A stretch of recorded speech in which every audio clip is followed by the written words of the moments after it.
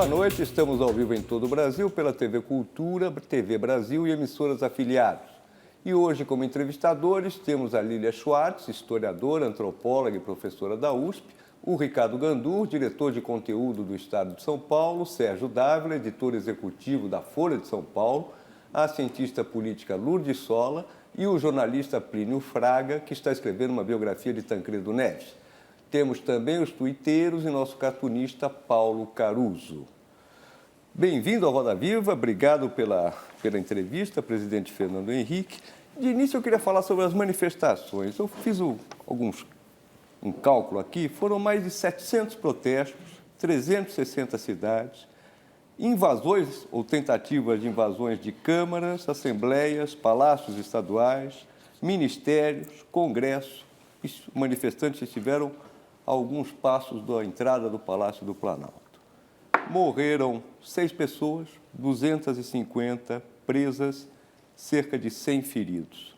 E as manifestações, impressionante, elas cresceram depois de conquistar as reivindicações, que era abaixar o preço da passagem de ônibus e metrô. Bloqueio de rodovias, tentativa de bloqueio do porto de Santos, um governador de estado que não consegue entrar em casa porque bloqueiam o seu prédio. O que está acontecendo? O que é isso? Isso é o que está acontecendo em muitas sociedades contemporâneas, né? De repente, a insatisfação surge, aparentemente, do quase nada, mas não é verdade. É um fenômeno que se repete. Pode dizer, houve muitas manifestações, no Brasil mesmo, direta já, a morte do Getúlio, com uma reação de massa muito forte, né? E muitas. Agora, o que há de específico nessa, mesmo comparando com a clássica de Paris, de Nanterre, eu era professor lá, segui de perto tudo aquilo, é que você hoje tem a internet, você tem o telefone celular, você tem o Twitter. Então, você não precisa mais de um comando centralizado para chamar a manifestação. Você pode chamar, assim, quase espontaneamente e as pessoas vão. Agora, por que vão? Porque os tuiteiros e a internet, os blogueiros e tal, podem chamar o tempo todo. Talvez até chamem. Agora, num dado momento, vão. Por quê? É o que eu chamei, quando discutia o negócio de mais de 68, da teoria do curto-circuito. É um fio desencapado e que dá um curto-circuito. Agora, pegou fogo porque em volta havia palha. É o que aconteceu aqui. O que nos surpreende é que nós vivíamos num Brasil que parecia que tudo ia dar certo, tudo ia muito bem. Eu acho que isso também é uma parte da explicação. A camada, digamos, virtual é tão forte no Brasil, a propaganda, o discurso governamental, a Copa, o Brasil é grande, e né? Muitas coisas desse tipo. E isso deu um choque com a realidade de muita gente, que não é essa, é um pouco diferente. A questão do ônibus chama a atenção por quê? Porque as pessoas estão cansadas da vida como ela é nas grandes cidades. Eu escrevi um papel, um paper, um documento em 2011, chamado Papel da Oposição, publicado na revista Interesse Nacional. Eu falava até por acaso que poderia vir da questão da mobilidade urbana um protesto. E o protesto, quando vem sob essa forma contemporânea. Então, ela não tem foco. Você, direta já, você tinha um objetivo. O impeachment do Collor tem um objetivo. Aqui não, são vários. Houve um estopim. E esse estopim permitiu depois que fosse juntando várias outras manifestações assim. Chama também a atenção o que você mencionou aí. Foi muito espalhado. No Brasil todo, com certa persistência, em muitos setores. Isso talvez seja novo também.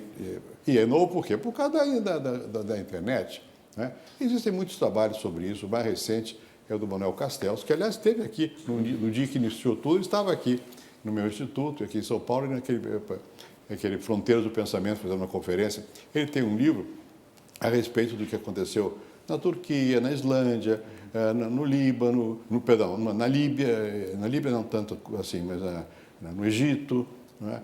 E em vários lugares do mundo, e nos Estados Unidos, o Occupy, na Espanha, os indignados, e ele mostra isso, quer dizer, a forma é sempre mais ou menos a mesma, né?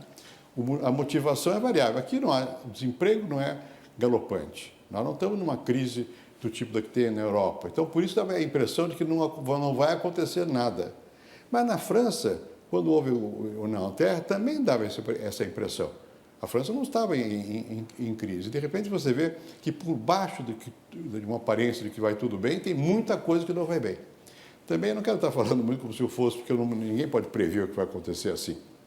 Mas eu dizia nesse mesmo artigo o seguinte: agora são aí as novas classes médias. Todo mundo me atacou muito quando eu escrevi esse artigo, porque esqueceu dos trabalhadores. Não esqueci nada. É que o novo são essas classes emergentes, que eu dizia lá, que vão querer mais qualidade. Questão do serviço público, qualidade, o transporte, a educação, a saúde. Não é a demanda sindical, propriamente dito, que é do salário. É outra coisa. É de viver melhor. E também um outro componente que surgiu de repente, mas que já estava lá, é a decência. Há uma certa indignação diante da fragilidade das instituições em função de processos de corrupção que atingiram muitos setores, né? Então, tudo isso criou um caldo de cultura que o estopim foi ali, aumentar os ônibus e pegou fogo. É isso. O que o senhor achou da reação do governo do Palácio do Planalto às manifestações, ou qual que o senhor acha que deveria ser a reação dos homens públicos a essa manifestação imensa? Primeiro, tem que reconhecer o que elas são. E não adianta você se opor a essas manifestações, porque você não tem nem como. Obviamente, há sempre no meio delas setores que são de outra natureza. Fazem baderna, não sei o quê, ou talvez até algum outro setor organizado, sei lá, se alguém ligado à droga, ou sei lá o quê. Aí tem que controlar. Fora disso, tem que deixar realmente que elas evoluam. Eu acho que a reação do governo chamou a si o problema, porque na rua não estava, talvez seja verdadeiro, mas não estava na rua crise de legitimidade. O ministro Joaquim Barbosa falou em crise de legitimidade. Isso, quando a presidente Dilma reage dizendo que precisa de uma reforma política e partidária, eleitoral e partidária, quer dizer, olha, pega todo mundo. Chamou para o colo do governo a questão, né? Quando no início parecia mais que estava o problema dos prefeitos ou do governador, não, puxou para o problema. Agora, eu acho que tinha mesmo que falar alguma coisa, tinha que tentar. Eu me lembro eu tive várias situações difíceis, uma comparável a essa, não nessa magnitude, porque eu não via protesto desse tipo, foi a crise do chamado apagão, né? O que eu fiz? Eu chamei todo mundo, mas eu chamei a oposição também. Chamei PC, PCdoB, PT, todo mundo. Olha, a situação é essa. E criei um gabinete de crise, no meio Pedro Parente, uma espécie de ministro plenipotenciário para resolver a crise. Chamamos empresários, chamamos sindicatos, e eu falei na televisão o tempo todo, para explicar, pedir apoio. Se nós não fizermos racionamento, vai haver realmente o apagão. Não houve, porque fizemos racionamento espontâneo, com algum incentivo. Bom, acho que faltou talvez conversar mais com o país, falar, explicar, e não fazer o que é a moda hoje, ler um texto que foi escrito por algum marqueteiro, e que parece que vai atender a todo mundo, não atende a ninguém. Não é? Então, eu acho que... Mas eu não quero criticar, porque a situação é difícil, não é o momento de a gente estar jogando pedra, é fácil jogar pedra nesse momento. Eu acho que o momento é de compreender e, francamente, ainda é um momento de a gente meditar sobre o que está acontecendo. Presidente, talvez não faltaria, desculpe, res pública, ou então eu li aqui na página 14 do seu livro, que, enfim, talvez sejam reivindicações, o senhor não falava sobre isso obrigatoriamente, mas fala aqui de reivindicações democráticas e anseios de maior inclusão social. Isso. Ou seja, será que aí, além dessa nova classe média, quer dizer, isso não seria também resultado da educação, no sentido de pedir uma participação cidadã? Não tenha dúvida. E quando você está falando de classe média, tudo bem. Quando você vê, por exemplo, quem me chamou a atenção para isso foi o José Serra, que talvez tenha falado disso aqui, não sei. Quando você vê, por exemplo, a criação de empregos no Brasil.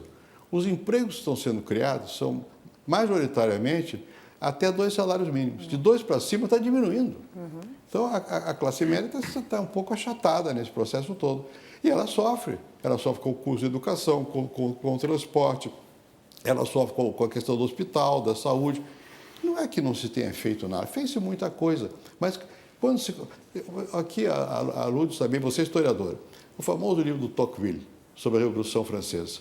Quando é que estourou a Revolução Francesa? Não foi quando apertou, foi quando havia uma melhoria da situação. Quando soltou. Né? Foi não. Exatamente, eu queria pegar este mote, porque o que está me intrigando com a resposta do governo é o seguinte: há uma unanimidade em relação a... Temos uma crise de representação. Em relação a esse diagnóstico, inclusive... Já tínhamos, né? Já tínhamos, exato.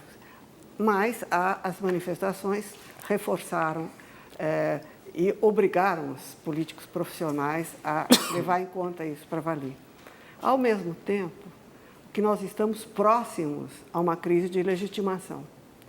O papel do estadista é cortar, desatar nós e apontar direções. Caminhos. Tá? Então, a minha pergunta é a seguinte: como é que se faz, diante de uma crise de legitimação, para mudar a crise de representação? Se pensa em termos da Constituinte, por exemplo, nós tínhamos Ulisses, nós tínhamos toda uma legitimidade que vinha dos movimentos de fato. Agora, a questão que está posta, quer me parecer, é fazer uma mudança no sistema de representação no momento em que se verifica um grande déficit de legitimação, se não uma crise. O problema é que você mencionou que havia campanha das diretas já, Ulisses e tal. Quando houve a Constituinte, você tinha uma ruptura de um modelo para o outro. Aqui não há isso. Não existe realmente ruptura de um modelo. Nós vivemos numa democracia, liberdade plena. E a reação do governo, nesse sentido, foi democrática, não foi como a gente está vendo agora no Egito, esses dias mesmo, não foi nada disso, não houve nada disso. Então, como é que você vai buscar forças para mudar esse sistema? Talvez a intenção do governo tenha sido exatamente essa. Vamos usar essa força da rua para forçar uma mudança. Só que não há conexão direta entre o que a rua pede e a mudança do sistema partidário. Não é, o que a rua pede são outras coisas, é o modo de viver cotidiano. Não é? Por trás talvez haja isso tudo, mas não tá posto. Então, não sei se você resolve essas questões simplesmente por isso. Porque para chegar ao ponto que nós chegamos é que foi havendo falência da ordem dos órgãos públicos há muito tempo. Não é? A falta de gerenciamento, falta de competência, falta de investimento, falta de infraestrutura. Enfim, esses são os problemas que afetam as pessoas. É uma crise da vida cotidiana, não é uma crise das instituições. Presidente. Não é? Presidente. Mas em adição a isso, o senhor também tem cobrado nos seus artigos um repertório, uma postura firme da oposição. Sim. A qual o seu partido pertence. Em que medida, na sua avaliação, também a oposição não se posicionou como um canal de debate, de antagonismo, e o cidadão, em algum momento, não se viu representado nem na oposição? Em que medida isso pode ter catalisado as manifestações? É provável, porque o que aconteceu? Eu acho que houve no Brasil o encolhimento do espaço público, em geral. Quer dizer, os temas não são mais discutidos. Veja o que aconteceu recentemente. Agora mesmo, estamos vendo a mudança da lei de minérios, houve a mudança da lei dos portos, houve a mudança da lei do petróleo. Nada disso foi discutido, realmente discutido. Isso, de repente, aparece. Bom, então, você diminuiu o espaço público. A oposição, ela existe basicamente no Congresso. À medida que você, no Brasil, né, podia existir de outra maneira, mas não. Na medida, e aliás, todos os partidos se tornaram partidos congressuais. Quando você diminui o espaço público, o Congresso perde relevância, a briga que existe lá, a sociedade não toma conhecimento. A mídia nem registra. Então, dá sempre a impressão de que não tem oposição. E o cidadão, o que ele se sente? Realmente se sente a pé. Não tem ninguém. Não é que haja consciência disso. Nesse momento, você vê a reação da população, não é contra A, B ou C, é contra todos. Né? Que se vajam todos, que saiam todos. Não é consciente isso sequer, mas o sentimento é esse. Daí uma espécie de sentimento apoliticista. É óbvio que você, sem instituições também, o país não funciona. Não estou justificando o apoliticismo. Eu posso entendê-lo. Então, é isso, não encontrar nem... Onde é que as pessoas se encontram? Na mídia. Porque houve um mote forte das manifestações, foi o desalento com a estrutura partidária. É isso. E onde é que as pessoas se encontram? É no blog, é na internet, é no Twitter, é no jornal, é na televisão. Aí que você encontra. Onde é que está o espaço eventualmente sobrante? É isso. Não é? Então, acho que existe... reitero, isso não é só no Brasil, não. É mais geral. Isso não abre espaço também, presidente, para aventureiros?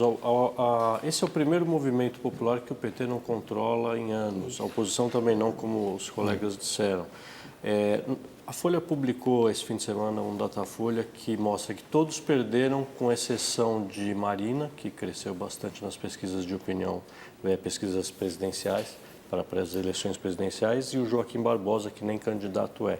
E um quarto dos entrevistados disseram que votam ou nulo ou não sabem. Isso não abre um campo fértil para eventuais aventureiros? abre. Mas deixa eu explicar um pouco mais. Todos perderam, quer dizer, quem perdeu mesmo foi o governo. Porque todos os demais ganharam um pouco.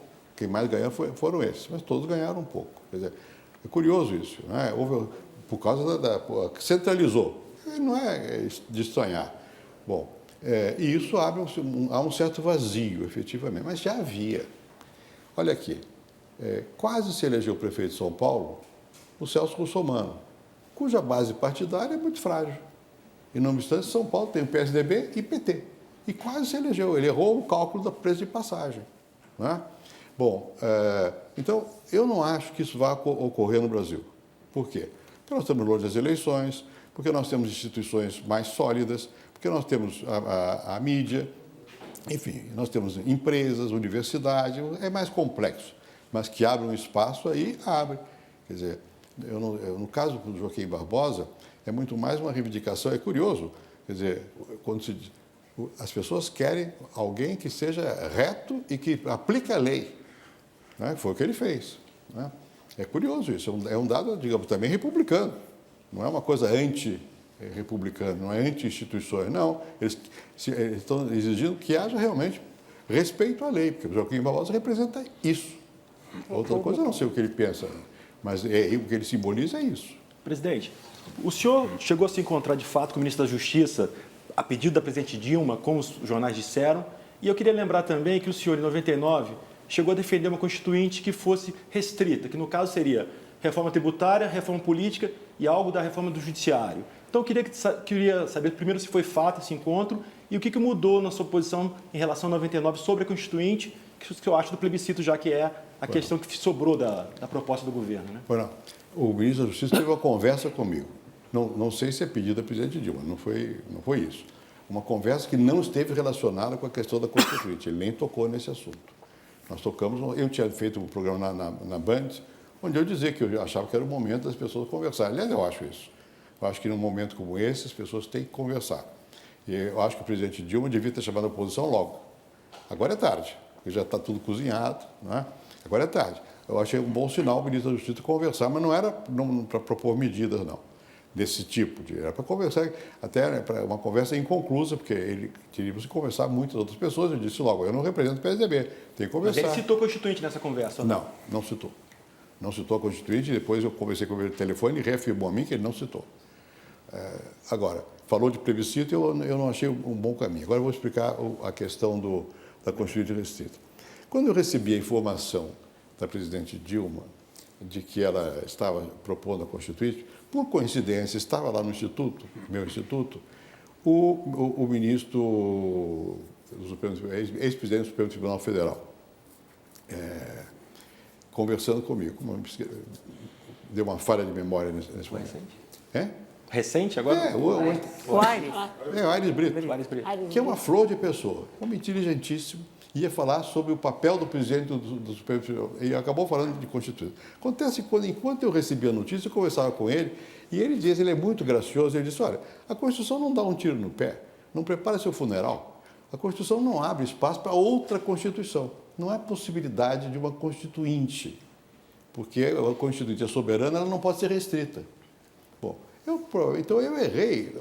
No passado eu não tinha essa noção, né? Eu não sou constitucionalista. Mas tem um outro dado. Eu apoiei uma iniciativa do Congresso. Ora, eu fui constituinte e nós discutimos muito o referendo e o plebiscito. E o referendo e o plebiscito não podem ter origem no Executivo, pela nossa Constituição. Eles têm que ter origem no Congresso e eles não são submetidos ao Executivo, não é nenhuma lei, é um decreto legislativo. O presidente do Senado decreta. Por quê? Para evitar o cesarismo, para evitar um presidente que use o plebiscito como instrumento de manipulação de massa. Tanto é assim que a presidente... Para evitar a Constituição de 24, né, presidente? Como? Para evitar a nossa Constituição de 1824, que criou o poder moderador, né? Para evitar isso. Tanto é assim que a presidente Dilma, ela fala, e agora reiterou hoje, sugestões, porque ela não pode ter iniciativa disso. E você viu que o Gilmar Mendes mencionou hoje que nem mesmo essa consulta ao Tribunal Eleitoral é uma coisa normal dentro da Constituição. Então, naquela época, era uma proposta do Miro Teixeira. E eu não sabia foi coincidência. O Aires Brito explicou claramente, olha, isso não dá para fazer. E agora, hoje, olha, tanto assim que a presidente Dilma recuou logo. Porque ela deve ter falado com o Michel Temer, com quem entende disso. O que me chama a atenção, porque não falou antes, meu Deus. Agora, presidente, explicar um pouco melhor a questão da Constituinte. Por que não uma Constituinte soberana? Ou, na evolução dos acontecimentos, por que não uma Constituinte? Porque você tem que ter uma ruptura. É isso. Se houver, eu não fecho, nunca. A história nos surpreende sempre. Né? Mas não houve ruptura. Ninguém está pensando nisso. Está pensando simplesmente numa reforma da lei de partidos e da lei do sistema eleitoral. Não é uma mudança como houve em 88. Que poderia ser feita em plebiscito. Se o Congresso quiser, o problema aí é a dificuldade, na prática, que pode. Se o Congresso assumir, e vai assumir, se o presidente pede, alguém vai apresentar as propostas lá e tal. É matéria complexa. Né? Vamos supor, vamos perguntar ao povo, quer voto distrital ou não? Bom, eu quero distrital. Qual? Você tem o distritão, tem o distrital simples, você tem o distrital modelo alemão, você tem o distrital modelo francês, de majoritário, outros não são majoritários, outros são mistos, proporcional e majoritário. Vai fazer todas as perguntas ao povo? Não sei como é que vai ser praticamente isso. Então, possível se o Congresso assumir, mas, é normal. Por outro lado, chegou um momento que você vai... É a crise essa que está falando. As pessoas não se sentem com a legitimidade para poder falar. Então, vão ao povo. É compreensível que queiram buscar um apoio no povo. Vamos ter, daqui para frente, momentos complicados. Mas a reforma política, por exemplo, está na pauta do Congresso há 15 anos. O senhor tentou, o presidente Lula tentou, o presidente Dilma... O Congresso acaba não conseguindo fazer essa reforma. A ideia do plebiscito seria um pouco tentar tirar do Congresso para dar um mínimo de linha para essa reforma. Tirar do Congresso não pode. Tirar do Congresso nesse... Fazer o Congresso... Fazer o que aconteceu com essa PEC 37? O Congresso, nesse momento, se o presidente pedisse ao Congresso, vamos trocar em miúdos, fora essa questão que eu mencionei, que é muito complicada, voto distrital ou não, o resto são medidas que já foram muitas vezes aprovadas pelo Congresso, ou por uma das câmaras, ou Senado ou Câmara. Algumas não passaram no Supremo Tribunal. Cláusula de desempenho ou de barreira, proibição de coligação em eleição proporcional, discussão a respeito de financiamento público de campanha, lei de fidelidade partidária, foi eleito e tem que ficar naquele mesmo partido ou perde o mandato. São essas as questões. O Congresso podia votar isso com certa rapidez. Tudo bem, a questão é a outra. Provavelmente estão sentindo que falta o sopro do povo para que isso possa realmente funcionar com força. A dificuldade é que eu mencionei. Mais adequado, tecnicamente, seria um referendo. Porque aí o Congresso esmiuça essas questões e submete à apreciação popular. Mas a falta de legitimidade é tanta que eles estão com receio mesmo disso, de parecer que é manobra de cúpula. Nós estamos vivendo um momento e eu entendo essas dificuldades. Agora, sei que outras virão, porque eu acho que ao abrir essa questão, a presidente Dilma... Mas para melhorar o sistema, o senhor sugeriria o quê? Isso que eu mencionei. Espera um pouquinho, nós vamos ter que fazer um rápido intervalo e já voltamos com o presidente da República, Fernando Henrique Cardoso.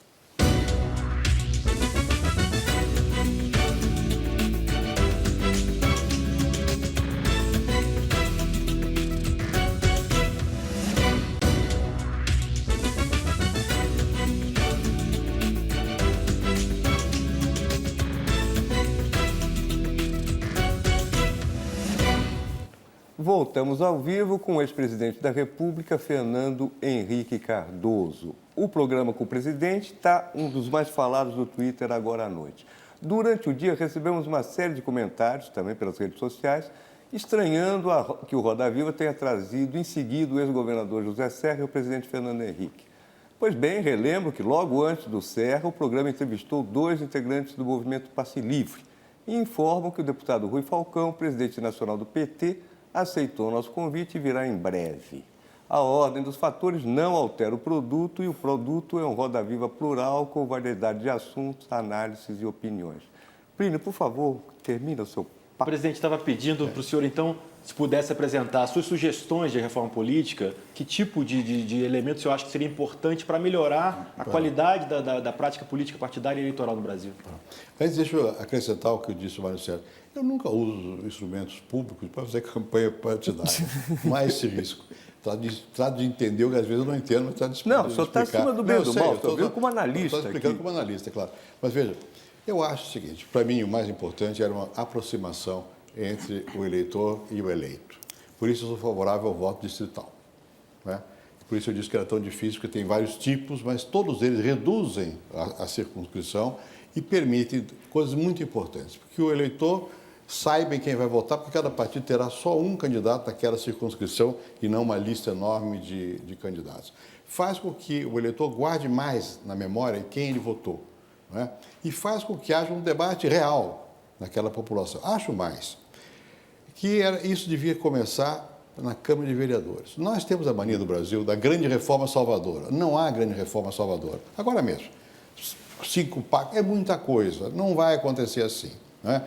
Se começasse a fazer na Câmara de Vereadores para ver, aprender como é que faz o voto distrital e ver que tem vantagens, que o eleitor fica mais próximo do eleito. Senão, como é que acontece aqui no Brasil nesse voto proporcional que nós temos, uninominal e proporcional? Você vai votar em uma lista de 1.000 candidatos, escolhe um nome no estado inteiro de São Paulo. O eleitor está longe de ter contato com o candidato e o candidato com o eleitor. O candidato vai precisar do quê? De um clube, de uma igreja, de uma empresa, de uma prefeitura, que são os agentes intermediários aos quais ele deve lealdade. E quando ele chega no Congresso, ele serve a quem o elegeu, não foi o cidadão. No voto distrital, você aproxima mais. Para mim, isso é a chave para você ter realmente um sistema que expresse a vontade do eleitor, que seja mais democrático. Presidente, eu queria discutir um pouquinho mais o tipo de participação social que essas manifestações apontam, para qual essas manifestações apontam. Eu tenho tido muita solicitação dos hermanos de toda a América do Sul, porque ninguém entende por que um governo que se apoiou em movimentos populares, cuja identidade é posta em termos de liderança de movimentos populares, está sofrendo esse tipo de assédio, digamos assim.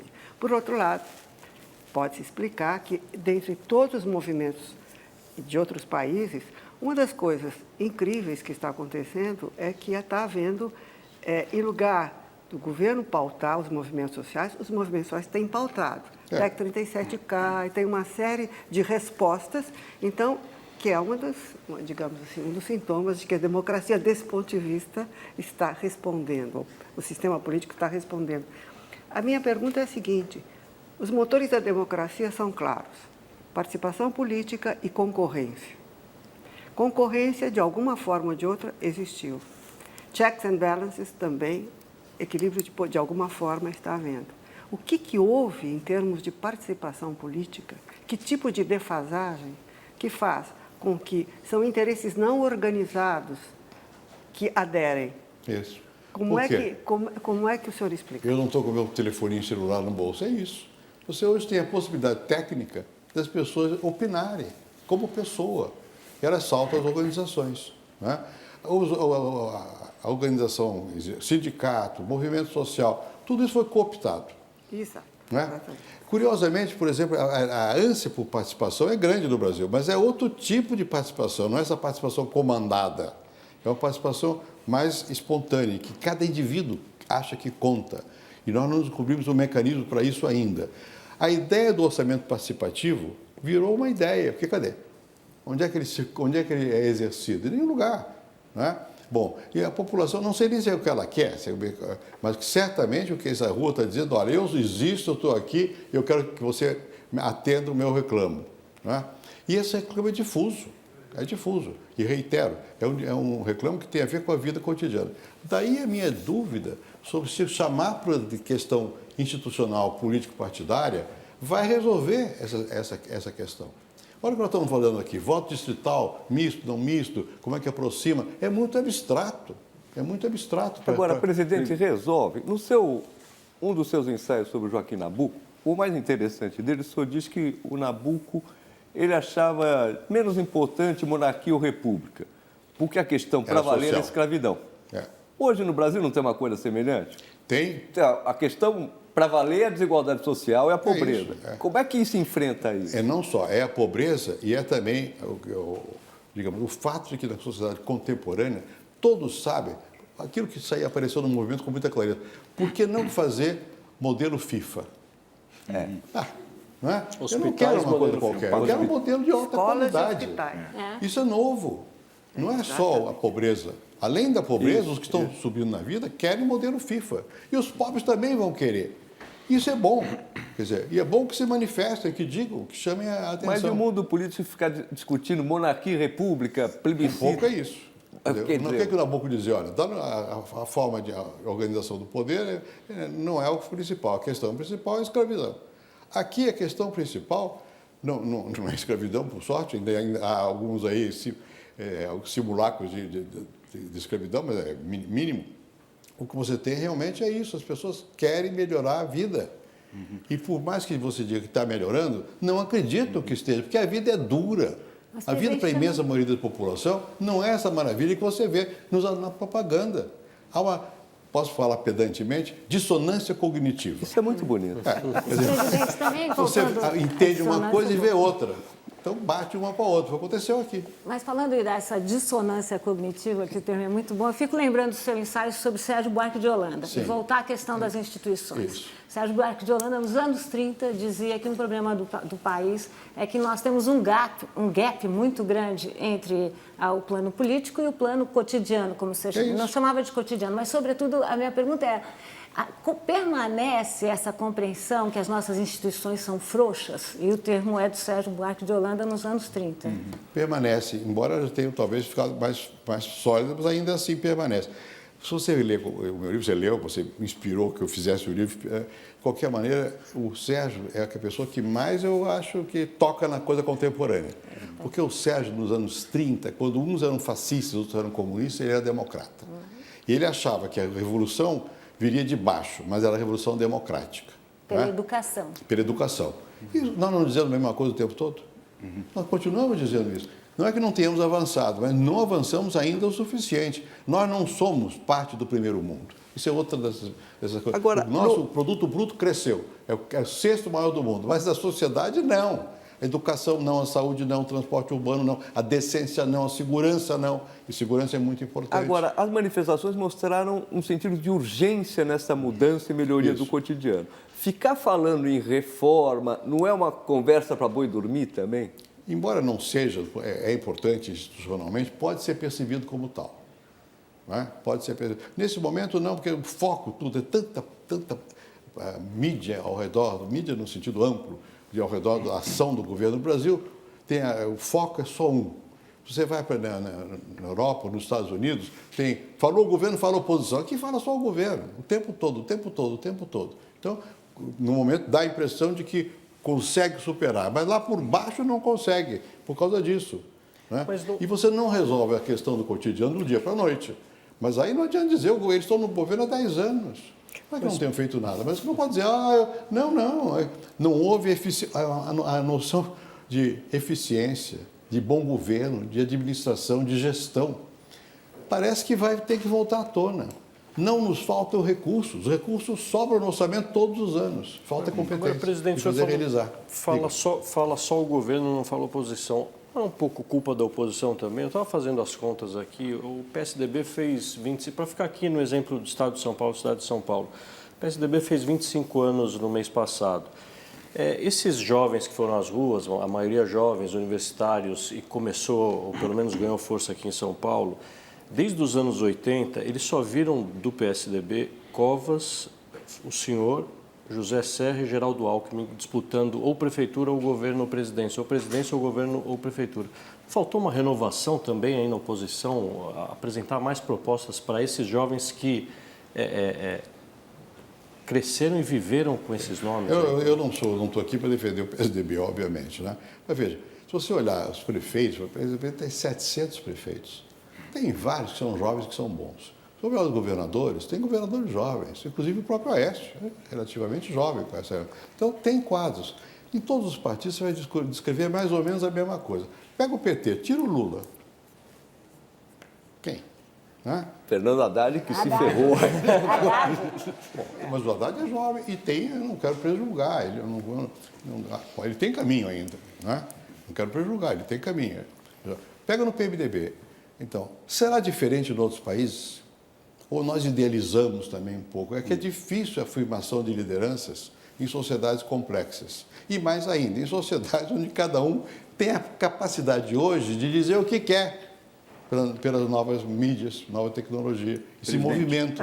Então, será que nós não estamos com um modelo de como é que se governa um pouco a antiga também? Agora, vez por outra, aparece um Barack Obama também. Tudo bem que agora ele já está terminando o segundo mandato, ou começando o segundo mandato. Aparece o Barack Obama, é verdade. Mas mesmo nos Estados Unidos, ou ele ou a Hillary. E quem mais? Não é tão fácil assim. Né? É curioso na sociedade contemporânea como, apesar de tudo, você talvez projeta alguns personagens e ficam ali muito tempo. E se não morrem, né? Presidente. Mas o senhor agora é imortal, né? Agora que é Aí é pior, é uma tragédia. Não para mim, para os outros.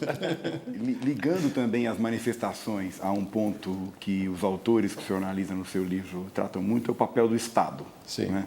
Eu queria a sua opinião sobre o seguinte. Nos últimos 10 anos, quer dizer, um dos pontos, né, os pontos fortes dessa administração do PT foi o Bolsa Família, injeção de renda na base, com abertura de crédito, enfim, consumo, inclusão pela classe de renda. Isso.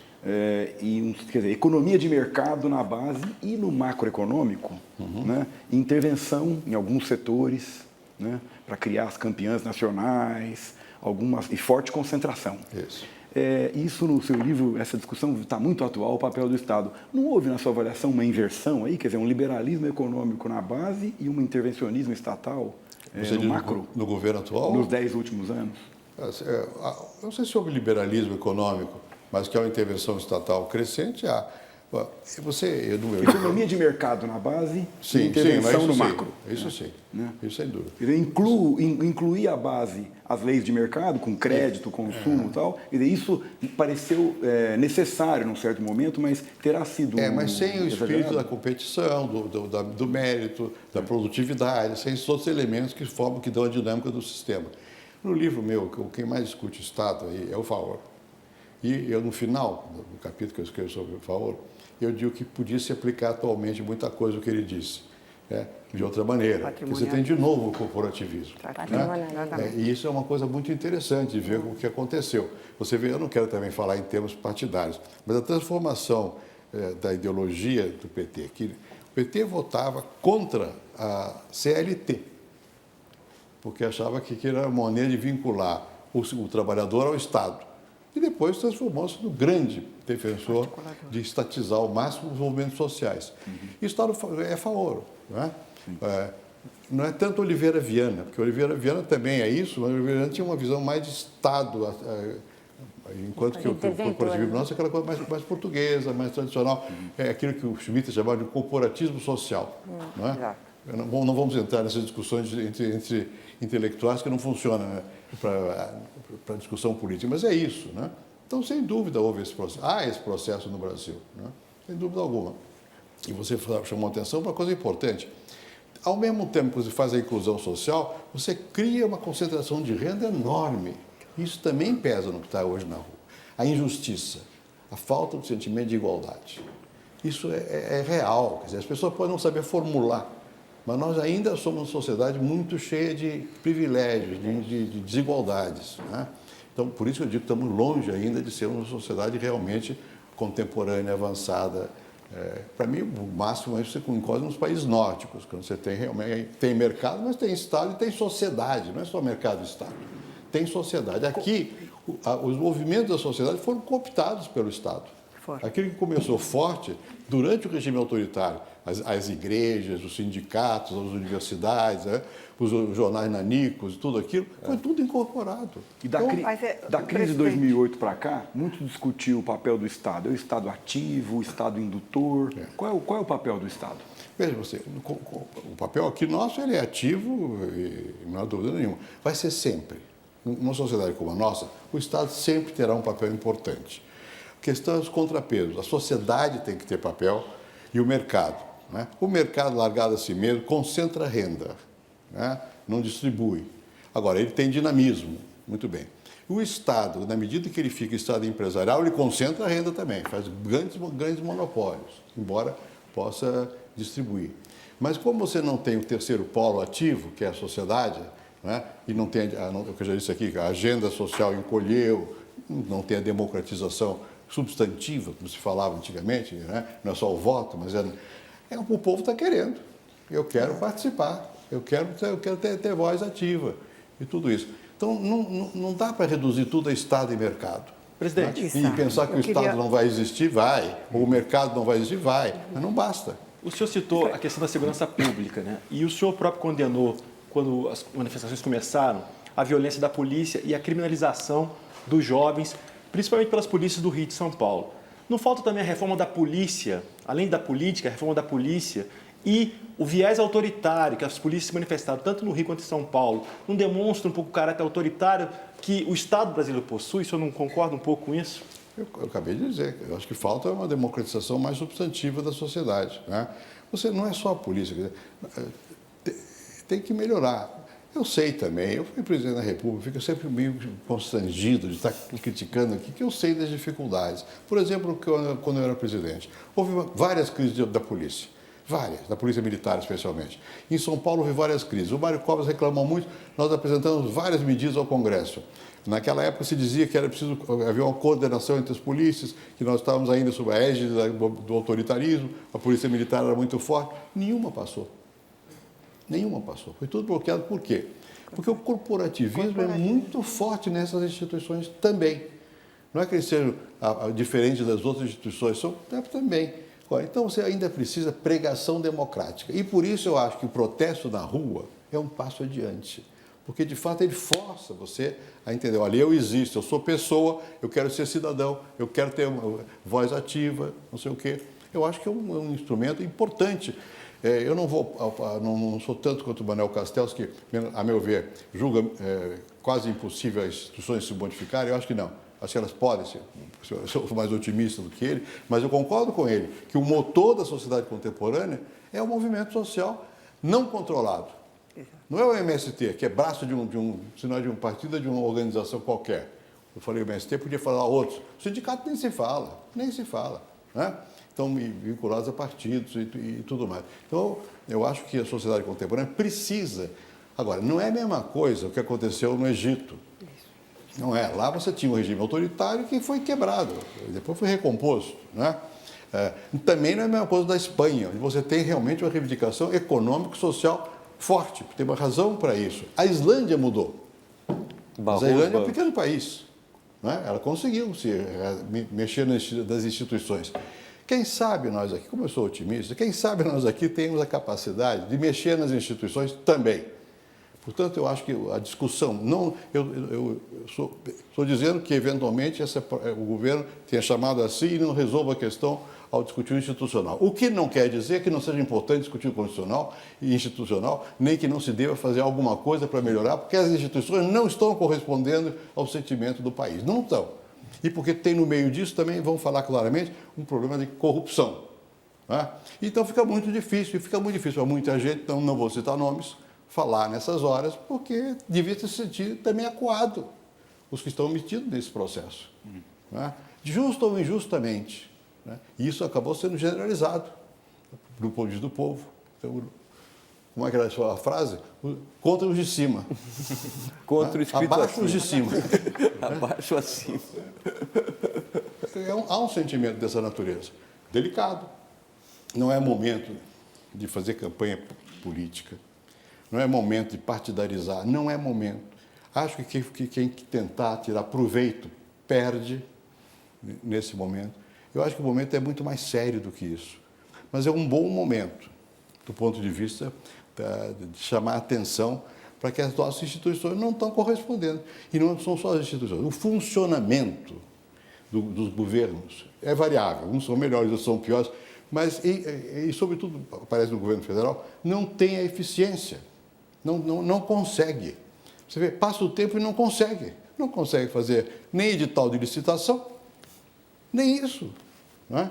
Eu acho que tem mais coisa complicada, não quero entrar nessa discussão hoje aqui, mas tem coisas muito complicadas. Nós estamos com uma estratégia errada. Estratégia. O Brasil não percebeu, o governo, talvez até mais amplo do que o governo, que está havendo uma transformação grande no mundo. Estamos terminando uma crise com uma revolução tecnológica que vai nos afetar. Lá nos Estados Unidos, que é o negócio do gás, que vai nos afetar. O custo da energia do Brasil é muito elevado. E o custo da energia lá ficou mais barato. O que vai acontecer aqui com o nosso processo produtivo em geral? Veja os dados. Não é? É o câmbio, é o juro, também, mas não é só, é a produtividade. E com o custo de energia elevado, e nós levamos 10 anos quase, é injusto falar que foi 10, porque houve alguma mudança, mas nem sempre foram as melhores. Por exemplo, na Petrobras, eu não vejo a vantagem que foi feito. Fragilizamos a Petrobras, eu não, o governo, fragilizou a Petrobras, não é? Num momento em que estamos assistindo uma mudança muito forte em toda a área energética no mundo, com uma alteração geopolítica poderosa. Qual é a nossa posição? Presidente. Vamos para mais um rápido intervalo e voltamos com o presidente Fernando Henrique Cardoso.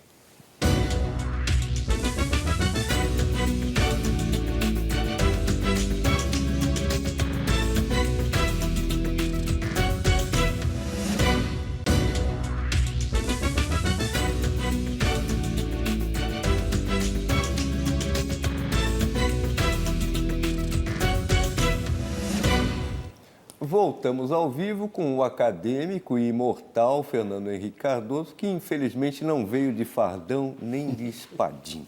Porque não deu tempo. Não deu tempo, mas esperamos a Sou próxima. recém-imortal, eu não me habituei a essa ideia. Né? Recém-imortal é bom. Agora, presidente, um amigo meu jantou com a presidente Dilma e mais algumas pessoas no Palácio da Alvorada. Foi um jantar muito agradável. E no final, nas despedidas, ela falou, ou a presidente falou a um deles, vocês vão embora e eu vou ficar aqui sozinho. A solidão do poder, Sim. a solidão do intelectual. O senhor sozinho senta, escreve seus ensaios, seu livro. O senhor teve 8 anos lá, no final das contas, está todo mundo olhando e o senhor tem que tomar decisão. Se eu pudesse falar com a Dilma hoje, o que o senhor diria? Eu diria o seguinte, não sei se eu diria isso, tentaria dizer, com todo respeito, naturalmente, converse um pouco mais. Porque o poder afasta, né? Porque é tão cerimonioso tudo. Mesmo pessoas que não são dadas ao cerimonial acabam muito limitadas. As pessoas não dizem realmente, é difícil que digam com sinceridade. Você tem que ter pessoas que digam com sinceridade a você. Então, você que permitir isso. Então, eu diria a ela, não sei, eu conheço pouco a Dilma e comigo ela sempre foi correta, respeitosa no trato pessoal. Mas eu não sei, eu diria, ouça mais. Eu era acusado de concordar com todo mundo. Por quê? Porque eu ouvia todo mundo. Eu ouvia, deixava a pessoa à vontade para conversar. E você depois, de qualquer maneira, você é solitário. Porque você tem decisões que são suas e só suas. E eu sei que é assim, e tem que ser assim. Mas por causa disso mesmo, você tem que ouvir muito. Precisa de... Não é humildade formal, íntima, você tem que aceitar que o outro existe, o outro é diferente e você não deve prejulgar o outro, o bom e o mal. Não, é pessoa.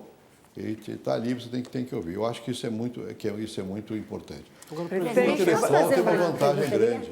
O intelectual tem uma vantagem grande. A solidão só ajuda. Nós queremos Posso falar falar de aqui de intelectuais? Porque Foi. estamos aqui falando de solidão, da dificuldade da formação de novos quadros. E eu fico pensando aqui que esse é um livro feito sobre o papel dos intelectuais brasileiros como inventores do Brasil, como pensadores. Quer dizer, existia um momento que os intelectuais foram alçados à posição de bardos da nacionalidade, ou seja, de intérpretes da nacionalidade. Será que esse vácuo de representação, além do espaço da política, também não está presente no espaço dos intelectuais? Quer dizer, há intelectuais ensaístas, o senhor fala muito em geração geração também, né? O que é essa nova geração? E posso pegar uma carona na pergunta Eu queria pegar dela? uma carona também. Os dois podem pegar. Tudo bem. Uma corona enorme. Fazer uma pergunta ônibus. Isso é um ônibus. O famoso trem. Completando o que ela falou, o senhor fala de Joaquim Nabuco, Gilberto Freire, Sérgio Buarque de Holanda. O Gilberto Freire escreveu Casagrande Senzala com 33 anos. O Sérgio Buarque escreveu Raízes do Brasil aos 34. O senhor, que é imortal, mas conta, escreveu Dependência e Desenvolvimento na América Latina aos 38. Cadê essa geração de 30 Não foi tão velho assim, eu não tinha 38, não. Menos? Cadê essa geração de 30, pegando carona na pergunta da Lili, cadê essa geração de intelectual jovem? Eu queria acrescentar nesta linha, mas num outro registro. O Dan Brown, o autor o famoso autor enfim, de vários livros, o último dele, ele tem uma epígrafe que eu gostaria que o senhor comentasse. Os lugares mais escuros do inferno, Dante reservou aos que mantêm neutralidade em crise moral. Deste pecado, por esse pecado, o senhor não vai para o inferno, porque a experiência que se tem do senhor, em 3 momentos muito claros, que eu lembro, um deles é o jovem professor Fernando Henrique levando os alunos, fomos todos, à rua, campanha em defesa da escola pública. Anos depois, ditadura, chamadas falas pela UBAN com todos os seus colegas do SEBRAP. Anos depois da sua presidência, o senhor, eu lembro de 3 ou 4 oportunidades em que, com debate com intelectuais, o senhor martela a ideia, o intelectual público, o intelectual público. Ora, o que é hoje o intelectual público num contexto, na era da globalização do capital, Isso. quando o Brasil é uma democracia de massas e não aquela democracia de elite que foi, e, obviamente, onde nós temos um bom nível de concorrência eleitoral. O que é interessante? Ou será uma espécie em extinção, como dizem alguns de seus colegas? Vamos lá, vamos ver se eu consigo responder coisas tão complexas, tão difíceis nessa altura da vida, mesmo sendo imortal, eu já vejo lá uma cova aí para eu cair. É o seguinte, é o que eu acho. De fato, esses intelectuais que eu mencionei no livro, Nabuco, Gilberto Freire, Sérgio Buarque, Florestan, enfim, vários que eu menciono aí, né, eles tiveram um papel de protagonistas na compreensão e até mesmo da proposição do que devia ser o Brasil. Né? É o que os une, na verdade. Apesar de eles serem muito diferentes entre si, todos eles estão preocupados com o país, o que é que nós somos. Né? Como é que nós somos diferentes? Por que nós somos diferentes? E tal e coisa. Bom, e isso era a paixão dos intelectuais, o que os tornava automaticamente intelectuais públicos, porque eles não se dirigiam a eles próprios nem à academia, mas a um público mais amplo. Eles estavam tentando contribuir para a formação de uma visão do país que o levasse a avançar. Bom, isso, de alguma maneira, é porque também o intelectual era muito mais protagonista na realidade. Veja, dos que estão aí, o Gilberto foi deputado, o Florestan foi deputado, o Nabuco foi tudo. Sérgio Buarque, né? fundou o PT. Sérgio Buarque foi para o PT, fundou o PT. Todos eles foram intelectuais. Faoro teve campanhas enormes, né? Bom, de alguma maneira, na sociedade contemporânea, ela é mais democrática, essas posições privilegiadas como os intelectuais se igualam mais. É mais difícil que a voz sobressaia outras vozes. Então, realça muito menos essa função. Não é que não existam bons intelectuais no Brasil hoje, bons cientistas, melhores do que na minha época. Melhor, se você for ver a produção sociológica de hoje, assim, ou histórica, é enorme. Eu fui fazer uma avaliação do Celso Furtado, que foi outro intelectual público formidável, fiz um prefácio para um livro sobre ele. Eu li uma opção de pessoas que falavam coisas incríveis, que sabiam mais que o Celso sobre certas coisas especializadas, mas não eram, não sei se não eram, não estavam interessados em fazer a síntese disso, como nós todos sempre estivemos. Mesmo nesse meu livro que você mencionou aí, o que é que eu faço? É uma síntese da situação da América Latina, nos vários países e tal e coisa. Então, hoje, o que acontece é que a especialização é maior. As pessoas têm menos aspiração. E isso está ligado à última questão, que é a sua também. Como é que você pode ser intelectual público hoje? Não é fácil, porque o mundo hoje é globalizado. Tudo que nós... Eu até cito aí um rapaz que eu não conheço, que publicou na revista Piauí, Marcos Nobre. O Marcos Nobre, um artigo que eu achei interessante, porque ele diz, olha, as pessoas que se preocupavam com a formação do Brasil, que são esses aí, isso é uma época O Brasil está formado de alguma maneira. Acabou. Está feito. E ele hoje está integrado. Ele não precisa mais mostrar que ele é diferente. Ele tem que, no plano global, defender suas posições. Então, isso requer uma formação de intelectual que poucos, público, que poucos aqui têm. Porque tem que ter, ao mesmo tempo, uma visão global. Tem que conhecer, tem que rebater o nacional com o internacional. O senhor sublinha em várias passagens do seu livro as questões regionais e geográficas. Sim. Falta um pensamento nacional? Eu não sei se falta nos dias para o que é o pensamento, o que é o interesse nacional hoje. Não é? O interesse nacional existe. Não é? Eu vou usar uma expressão que eu ouvi outro dia, que eu copio não sei nem de quem. Você tem que ter um nacionalismo cosmopolita. É quase contraditório, mas se não for cosmopolita, ele não vai funcionar, ele vai fazer barreira, ele vai como eu disse outro dia, é a lanterna na popa, vai querer repetir o passado. O passado passou. Você tem que ser nacionalista, mas não a moda antiga, a moda contemporânea. Portanto, jogando num plano mais amplo, em que você tem já necessariamente que lidar com os outros e se situar nesses outros. Então, o papel desse intelectual é muito difícil. Né? E a expressão dele também é difícil, porque como é que você vai ter voz global? Quantos tem? E mesmo nacional, será que está o mesmo mesmo centralismo que o Rio de Janeiro tinha? Pois é, mas voz internacional, quantos tem? Quantos brasileiros têm voz internacional? Mas não é algo de muito específico na cultura brasileira por trás dessa ambição? Porque eu lembro... Você não tem isso nos Estados Unidos? Ou no exílio, eu lembro quando tínhamos que discutir a economia brasileira. Você tem em todas as faculdades de economia o que é economia brasileira. Cursos. O que é a música popular brasileira, o filme brasileiro, o cinema brasileiro. Você não tinha no Chile e na Argentina nenhuma ideia de dar um curso de economia argentina. Mas provavelmente você tem na China, você tem na Índia, nós somos um grande país, né? Nós temos um peso específico muito grande, tudo isso é bom para nós. Né? E é parte do que eu chamo de nacionalismo cosmopolita, não é para encolher isso, é para expandir isso. Nós temos condições hoje de nos apresentarmos com mais força. E em vários setores, como é visível, na música, no futebol. Nós demos um show no futebol ontem, né? Presidente, ainda falta aqui um ensaio entre os pensadores que inventaram o Brasil sobre o livro que o Sérgio falou, A Teoria da Dependência. É um grande livro, marcou uma época, ainda tem o que dizer o Brasil. Qual o balanço que o senhor dá desse livro? A questão do desenvolvimento desigual e combinado, limitações da burguesia nacional, integração no mundo globalizado. Isso tudo me parece ainda uma realidade premente, mesmo nesse mundo que o senhor descreve.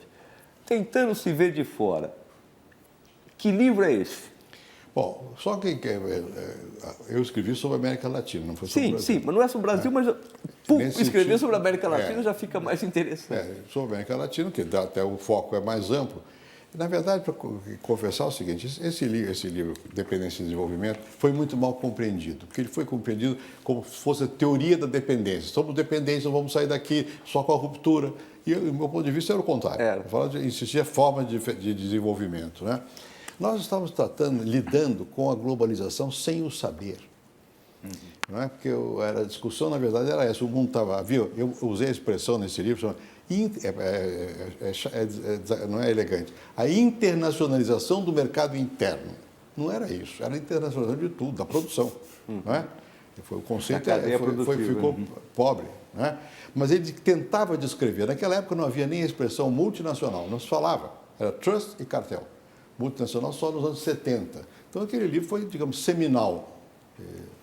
Estou falando, não é só meu livro, do Enzo Faleto também, viu uma opção de coisa. Mas eu acho que ele permitiria entender, enfim, que nós tínhamos chance de uma integração competitiva e podíamos avançar. Que foi a minha grande briga. O que eu digo sempre, olha, a esquerda, a meu ver, não progressista, neoliberalismo. Não era neoliberalismo, era a readaptação do interesse nacional à globalização. Tinha que haver muitas modificações. Né? Quando falar de neoliberalismo, eu nem sabia o que era isso. Eu não tinha lido o Consenso de Washington, só vi depois. Não tinha nada a ver com isso. Isso é conversa fiada. O senhor já disse que quis escrever grande indústria e favela. Sim. Hoje a gente vai ficar com a favela praticamente, com a China, com o novo contexto internacional. Mas não dá mais para fazer esse livro. Eu disse aí que não dá. Pela outra razão que eu mencionei aqui. Porque esse é um livro de outra época. Não é?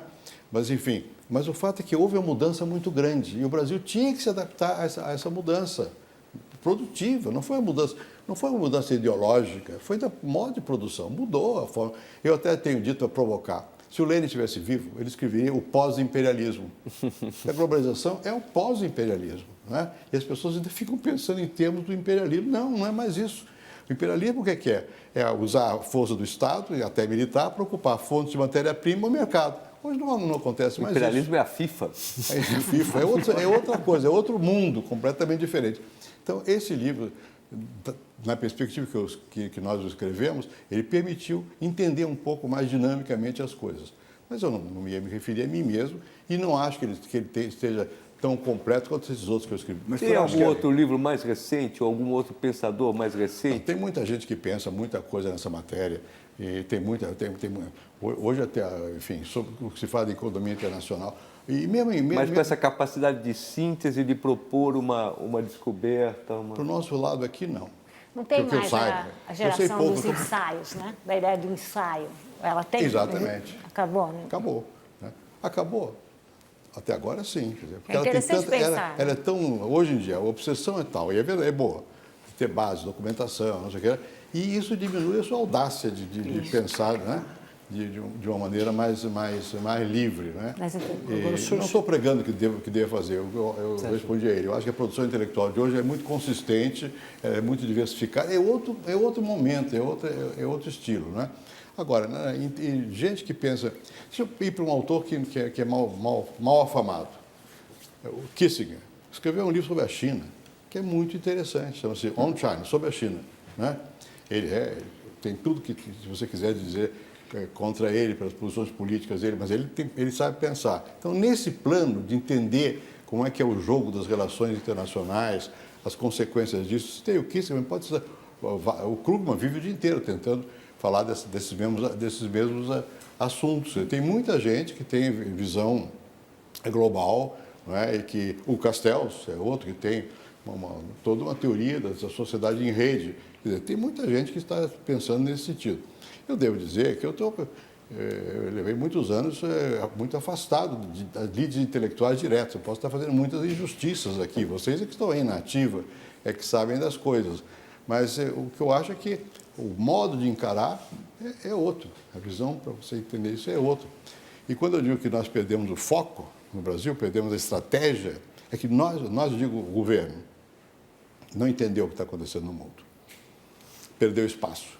O Brasil perdeu espaço. Nós vamos para mais um rápido intervalo e voltamos para o último bloco da entrevista com o presidente Fernando Henrique Cardoso.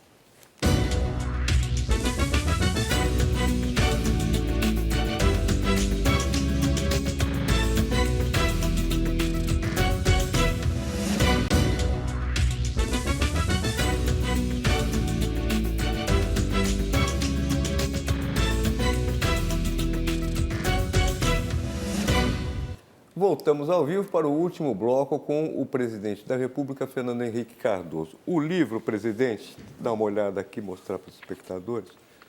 Em uma semana esgotou a primeira edição, já estamos na segunda edição. O livro, a meu ver, ele é um livro muito bem achado, como introdução aos pensadores brasileiros. É um livro profundo e, ao mesmo tempo, generoso, não faz carga pesada, tenta entender, é muito interessante. E a coisa muito também que chama a atenção, ele é muito bem escrito. Falando, por exemplo, do Caio Prado, o senhor diz Caio Prado, origens, família de fazendeiros, exportadores, grandes senhores, o senhor fala que ele tinha malquerença com o populacheiro urbano.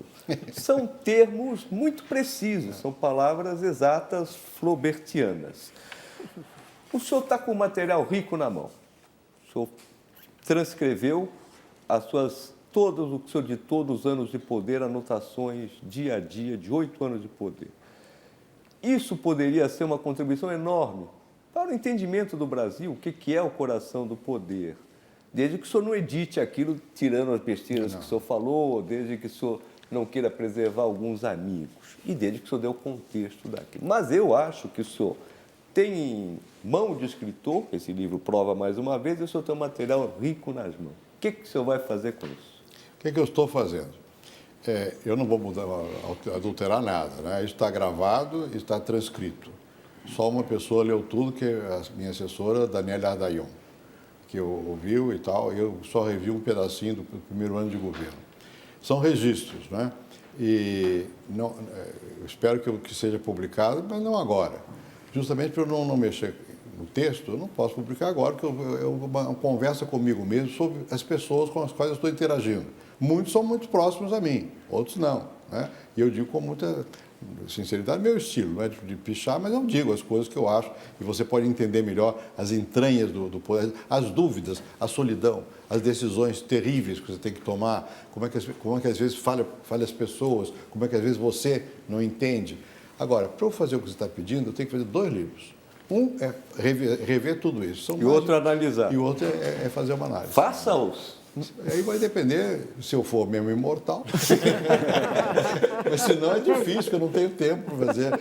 Eu não posso ter... Presidente, um dos ensaios que o senhor escreve aqui analisa a reedição de Brancos e Negros em São Paulo, Florestan Fernandes do Bastide. E aqui o senhor comenta, em determinado momento, que ele não cai no erro, o livro, né, de achar que no Brasil prevalecia o preconceito de classe e não de raça. O senhor não acha que a USP, que é a universidade que o senhor tanto abrigou o senhor é tão identificado, está cometendo um pouco esse erro na questão das cotas agora, por exemplo, nessa confusa definição de cotas que a USP colocou, que a metade faz um cursinho para os negros, tem um pouco da renda, um pouco da escola pública. Você não acha que está faltando um pouco o entendimento disso, que no Brasil o preconceito de raça ainda é forte, ou tão mais forte que o preconceito de classe? Eu acho que é. Eu acho que é. Eu estudei muita coisa sobre a questão de negro, de raça. Eu sempre fui favorável às políticas compensatórias. Eu entendo que a universidade tem que preservar a qualidade, mas isso não é desculpa para você não ter uma política ativa de integração dos negros na vida cultural. E pessoas conhecidas minhas que eu respeito, não da USP, Faculdade de Medicina, da Federal até, mas não só ele, várias pessoas dizem o rendimento daqueles que entraram via cota não é menor dos que não entraram via cota. Ao contrário, a evasão é Então, insignificante. É elitista. A evasão é insignificante. Exatamente. Agora, o que você não pode é fazer racismo.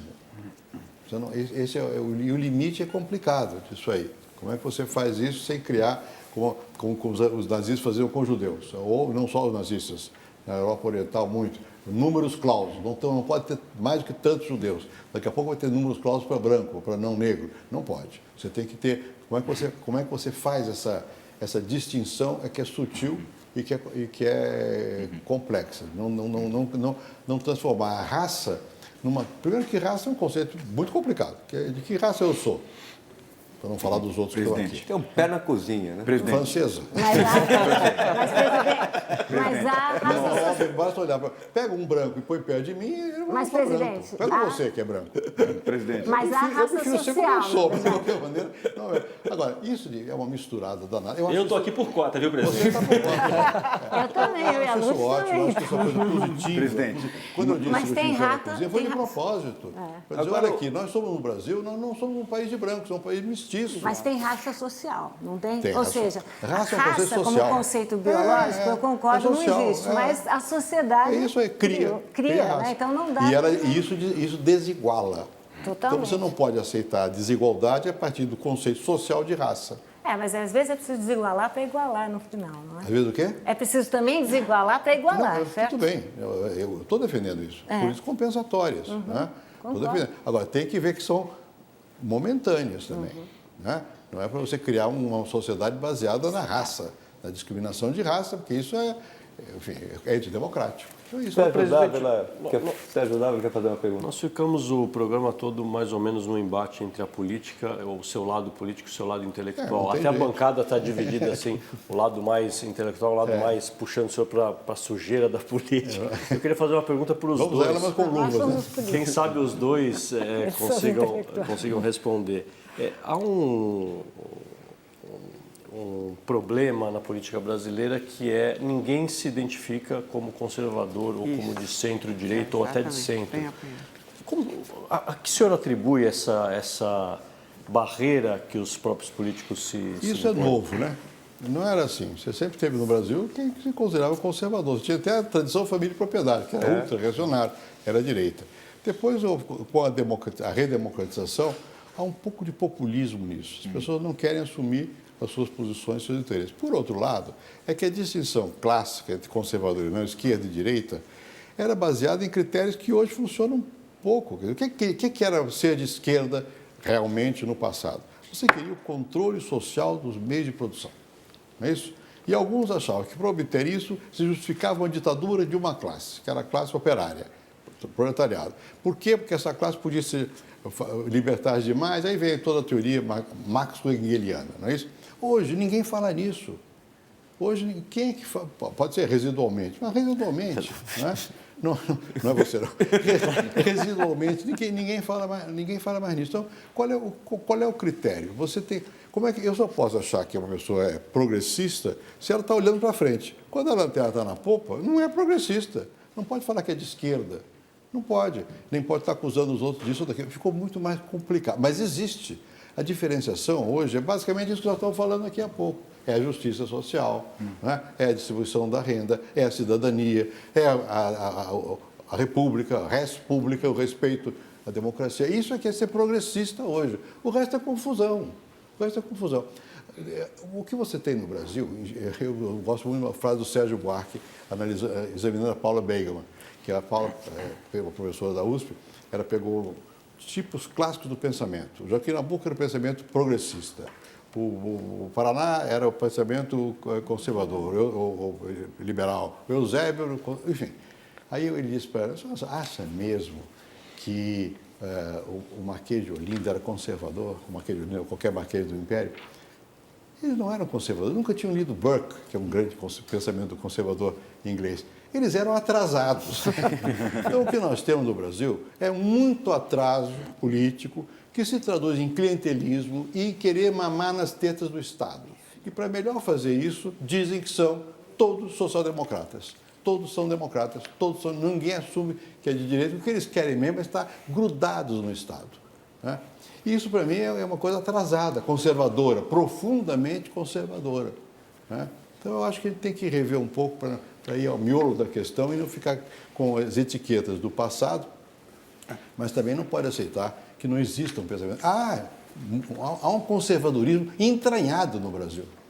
Entranhado, muito forte o conservadorismo. As pessoas dizem que não são, mas na prática são. O senhor diria, porque uma das coisas que o pessoal que está usando a proa como lente, na verdade, coloca as coisas em termos de Estado e mercado, como se for. E o senhor já disse que não, essa polarização não vale. Não é suficiente. Uma das grandes mudanças que devem estar ocorrendo e que estes movimentos apontam que é a qualidade da democracia, não afeta também o tipo... Todos somos desenvolvimentistas em um certo sentido, na medida em que progressista é olhar para frente. Mas, para um Estado desenvolvimentista, não seria necessário reestruturá-lo para fazê-lo mais democrático? Estado democrático, desenvolvimentista, e não... Eu não tenho dúvida nenhuma quanto a isso. Mesmo a expressão, o que é desenvolvimentismo? Exato. Né? Mas também virou anátema. Né?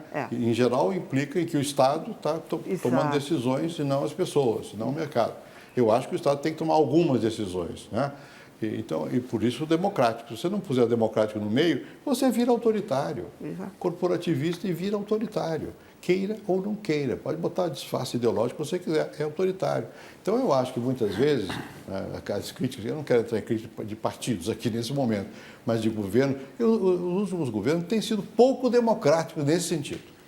São no sentido social, de inclusão, não nego, e acho bom. Né? Mas no sentido econômico, no sentido da compreensão do jogo político, da república, da coisa pública, não. São bastante conservadores, são bastante entranhados em ideias que não correspondem a uma dinâmica realmente democrática. E isso afeta a economia, obviamente. Voltar aqui ao livro e fazer uma pergunta, parece pessoal, mas enfim. É que há um autor, salvo engano, para o qual o senhor dedica faz um tipo de análise ao mesmo tempo intelectual, acadêmica, afetiva e projetiva, que é Joaquim Nabuco. E há um momento, salvo engano, que foi um discurso para a Academia, né, Brasileira de Letras, em que o senhor arrisca uma análise quase psicológica, psicanalítica, em Maçangana, e retoma a questão da infância.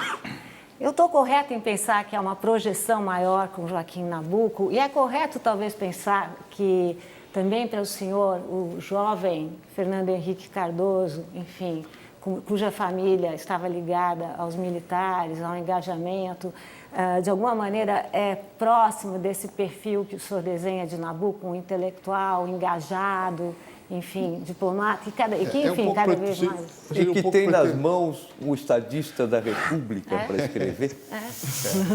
É possível. É um pouco pretensioso. Eu tenho uma grande respeito por ele. Tenho por outros também, por Florestan, que era oposto, nesse sentido, ao Nabuco, que é uma pessoa de um valor pessoal enorme e tal.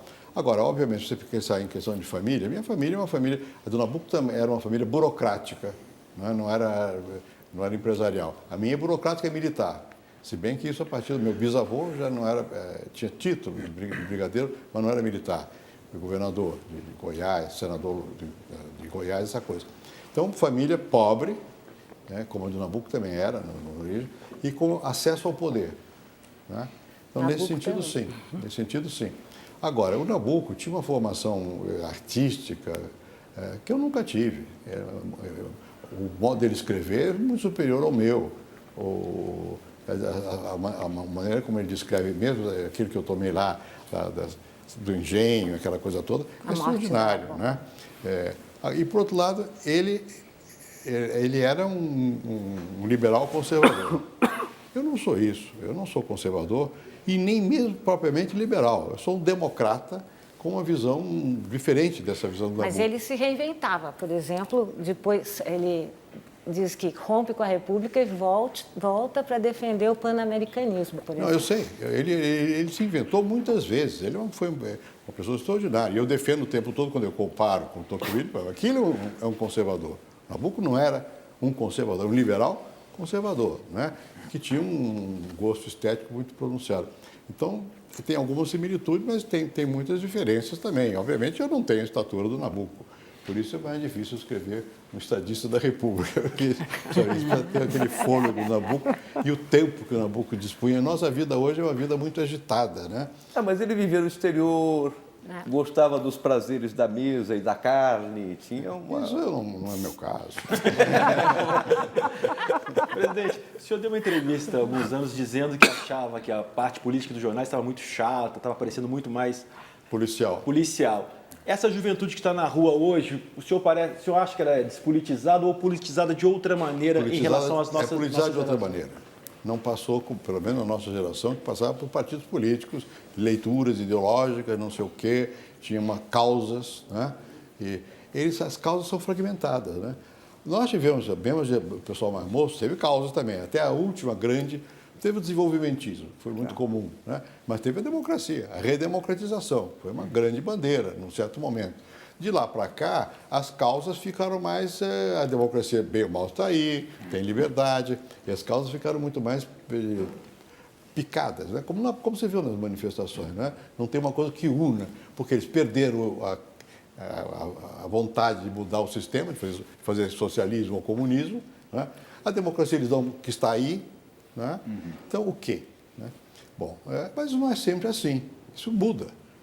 A sociedade não é uma coisa estável, sempre é processo, sempre tem um ir e vir. Então, eu não acho que vai ser sempre assim, depende de circunstâncias, de momentos. De repente, quem imaginava há 2 meses que fosse ocorrer o que ocorreu? Quem? Nesse sentido, presidente, o senhor certamente acompanha essa coisa das redes sociais, tornou tudo muito fragmentado e horizontal. Isso. E horizontalmente rápido, né? Isso. Tem uma passagem no livro sobre Euclides da Cunha, que o senhor diz da necessidade de mitos para as nações se desenvolverem. O senhor lembra isso, né? Eu falo do Gilberto Freire como criador de mitos. Quer dizer, isso é necessário. Utopia. Nesse sentido, quer dizer, não faltaria. Agora há pouco nós esbarramos na carência de intelectuais de novas gerações, como foi lembrado. O mundo está com falta de mitos? Deixa eu falar de um autor que eu gosto muito, Lúcio também, você também, que é o Albert Hirschman. Eu vou levantar isso agora. Exato. Possibilismo, né? formidável. Bom, e ele tinha uma teoria do possibilismo, não sei o quê e tal. Ele gostava de certas contradições. Eu sempre falo de utopia viável. Já disseram que eu não sei nada, eu não sei que utopia não é viável. Se eu não soubesse. Eu falo de propósito, para você é uma coisa contraditória. Hoje, você precisa de alguma utopia que te leve a um certo caminho, né? Isso eu acho que é importante. Eu acho que esse pessoal que está na rua está com uma certa utopia. A utopia de que eles têm poder de participar e vão mudar a sociedade. Não está formulada dessa maneira, mas tem uma motivação que é... Talvez utópica, mas que motiva. Eu acho que é muito importante. Você não tem vida política, você tem uma certa esperança, proposta de futuro, né? Uma utopia. Eu queria levantar uma questão. Nós vamos ter que encerrar daqui a pouco. Eu gostaria que o senhor encerrasse falando um pouco do seu professor, que o senhor faz 2 ensaios sobre ele, Antônio Cândido. Esse mês completa 95 anos. É um grande pensador do Brasil, formação da literatura brasileira. É um livro sobre a literatura brasileira, talvez o mais importante do século passado. Queria que o senhor falasse um pouco do professor Antônio Cândido. Bom, eu digo aí no livro, né? O Cândido, eu tive bons professores. Igual ao Cândido, não conheci nenhum aqui no Brasil. Houve um que foi meu professor, mas não por tanto tempo, na França, que era o Raymond Daron, que era capaz de dar uma aula que eu não gostava, porque ele dissecava o Marx, e eu não queria isso, mas ele era perfeito na exposição, brilhante. Na França tem uma tradição, o outro professor nosso, Charles Morazet, também sabia dar aula.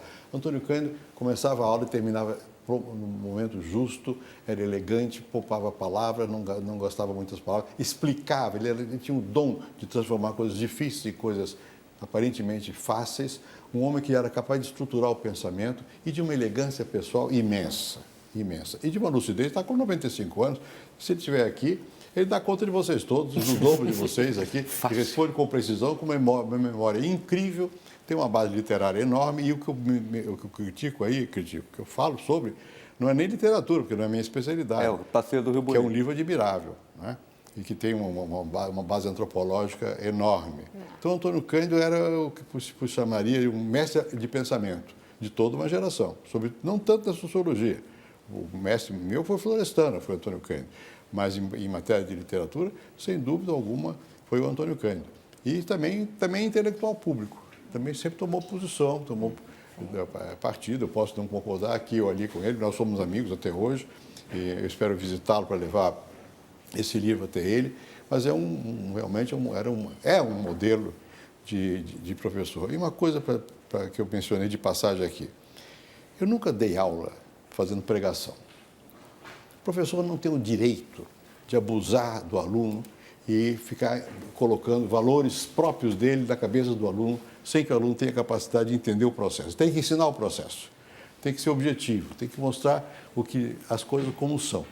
Não tem que fazer ideologia, não tem que inculcar. Isso não é a tarefa do professor, é a tarefa do político. Né?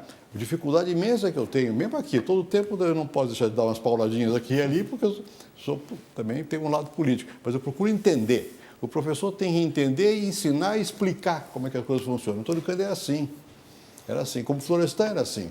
Florestan nos fazia ler, era Weber, era Mannheim, era Durkheim, e ele era Não era os autores da preferência dele. Então, eu acho que essa uma postura intelectual com capacidade de entender, de objetividade, de seriedade, honestidade intelectual é fundamental e o Antônio Cândido é isso. Nosso programa acabou. Agradeço a presença da Lília Schwartz, do Ricardo Gandu, do Sérgio Dávila, da Lourdes Sola, do Plínio Fraga, de todos que acompanharam o programa. Agradeço especialmente ao presidente Fernando Henrique Cardoso. É a 7ª vez que eu contei que ele vem ao Roda Viva.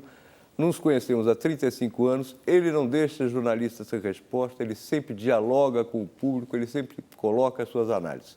Muito obrigado, professor, presidente acadêmico. Até a próxima semana. Boa semana a todos.